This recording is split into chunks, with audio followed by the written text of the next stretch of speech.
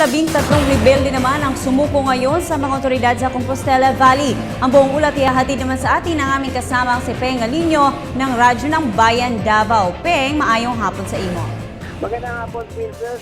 13 mga miyembro ng rebelde grupo ang nabalik loob na sa pamahalaan sa may barangay Kabinuangan, New Bataan, Compostela Valley Province, Sabado.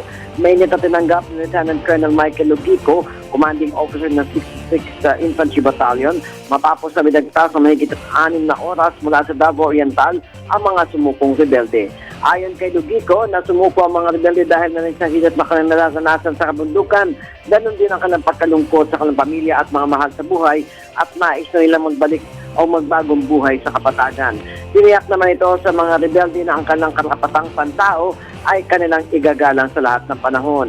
Anya ka na mainit na tatanggapin ang kanilang desisyon na magbalik loob sa pamahalaan at tiniyak na sila ay tatatuhin ng maayos.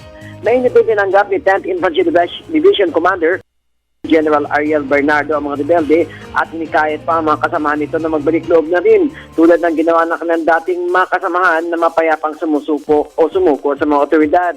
Kapag may mga kapatid tayo nagbabalik loob, anya, ay mas lalo nating nakakamit ang kapayapaan. Ang nakakalungkot lamang, anya, ay hindi pa sumusuko umano ang iba at ginagamit pa ng mga kanilang grupo para makipaglaban na anya ay walang puwang sa komunidad. Ang mga sumukong rebelde ayon kay Captain Ernest Carolina, Public Affairs Officer ng 10th Civil Military Operations Battalion, ay isinailalim ngayon sa custodial debriefing at dokumentasyon upang makatanggap siya ng Comprehensive Local Integration Program o CLIP ng pamahalaan para sa pagsisimula rin ng bagong buhay sa kapatagan kapiling ang kanang mahal sa buhay. Para sa Telebisyon ng Bayan, Peng Alinio, Radyo ng Bayan, Davao.